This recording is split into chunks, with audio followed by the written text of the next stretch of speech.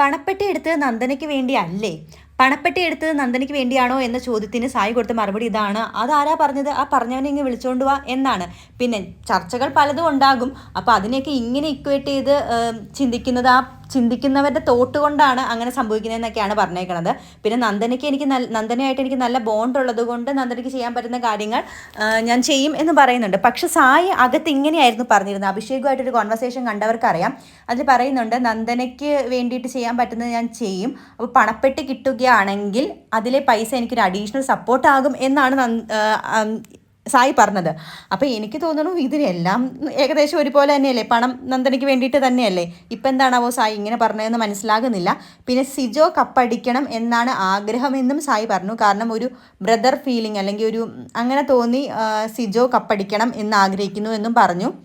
എന്താണെങ്കിലും എയർപോർട്ടിൽ സായിയെ കൂട്ടാനായിട്ട് സായിയുടെ ഫാമിലിയുടെയൊക്കെ കൂടെ നന്ദനയും വന്നിരുന്നു. അപ്പോൾ ഈ ഒരു നന്ദനയോട് തോന്നിയ ആ ഒരു സഹോദരി സ്നേഹം റിയൽ ആണോ എന്നൊക്കെ നമുക്ക് വരും കാലങ്ങളിൽ മനസ്സിലാകാനായിട്ട് സാധിക്കും. വീട് വെച്ച് കൊടുത്താലും വെച്ച് കൊടുത്തില്ലെങ്കിലും ചാരിറ്റി ചെയ്യുന്നതൊക്കെ അവനവൻ്റെ ഇഷ്ടമാണ്. പക്ഷേ അകത്ത് പറഞ്ഞ ഒരു കാര്യം ഇവിടെ വന്നിട്ട് മാറ്റി പറഞ്ഞതിനോട് എനിക്ക് അങ്ങനെ വലിയ യോജിപ്പ് തോന്നുന്നില്ല. അപ്പം നിങ്ങളുടെ അഭിപ്രായം ഒന്ന് കമൻറ്റ് ചെയ്യാനായിട്ട് മറക്കരുത്. അടുത്ത വീഡിയോ കാണുന്നവരേക്കും ബൈ ഫ്രം വർഷ.